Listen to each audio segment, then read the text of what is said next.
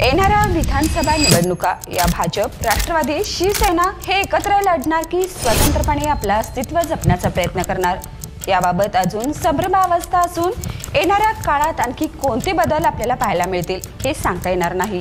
विधानसभा निवडणुका अवघ्या 3 महिन्यावर येऊन ठेपल्या आहेत। आज आपण कोल्हापुरातील करवीर मतदारसंघाविषयी आणि तिथल्या राजकीय वातावरणाविषयी थोडंसं जाणून घेणार आहोत।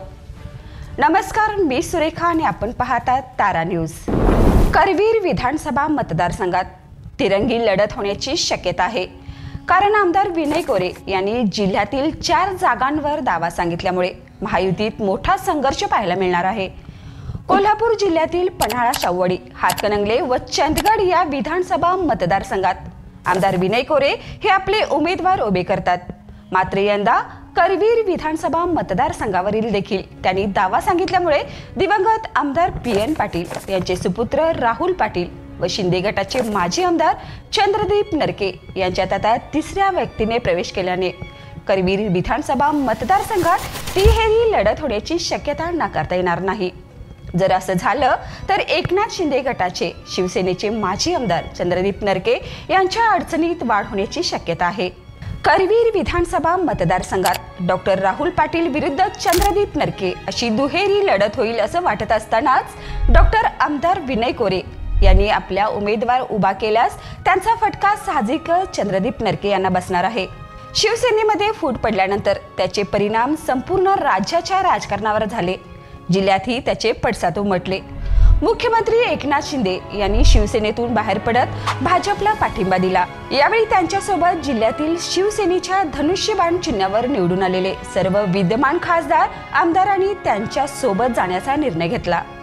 त्याचप्रमाणे जिल्ह्यातील माजी आमदार चंद्रदीप नरके, राजेश क्षीरसागर देखील एकनाथ शिंदे यांच्यासोबत गेले। कोल्हापूर लोकसभा मतदारसंघातील उमेदवार शिवसेना शिंदे गटाचे असल्यामुळे करवीर विधानसभा मतदारसंघाची जबाबदारी प्रामुख्याने नरके यांच्यावरच असणार आहे। आता जनता त्यांना कशा पद्धतीने स्वीकारते हे पाहणं कौतुकाचं आहे। आता त्यांचे विरोधक म्हणून विधानसभेसाठी जिल्हा परिषदेचे माजी अध्यक्ष राहुल पाटील हे मैदानात उतरणार आहेत, तर चंद्रदीप नरके हे माजी आमदार आहेत आणि पुन्हा एकदा ते रणांगणात उतरून बाजी पेटवण्याच्या तयारीत असणार आहेत। यात आता या मतदारसंघात आता विनय कोरे यांनीही दावा सांगितल्यामुळे दोघात तिसरा अशी काहीशी अडचण निर्माण झाली आहे। पण एकंदरीतच विचार केला तर महायुतीच्या तुलनेत महाविकास आघाडीच्या नेत्यांची चलती येथे जास्त पाहायला मिळते।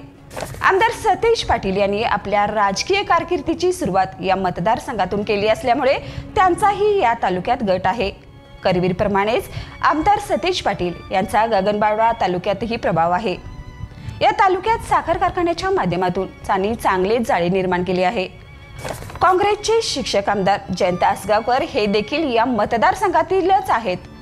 महायुतीचा सहयोगी पक्ष असलेल्या जनसुराज्य शक्ती पक्षाचे संस्थापक आमदार विनय कोरे यांचा पन्हाळा तालुक्यात प्रभाव आहे। या तालुक्यातील 68 गावे करवीरमध्ये आहेत। गगनबावडा तालुक्यात जिल्हा बँकेचे माजी अध्यक्ष PG शिंदे यांचा काही गावात प्रभाव आहे।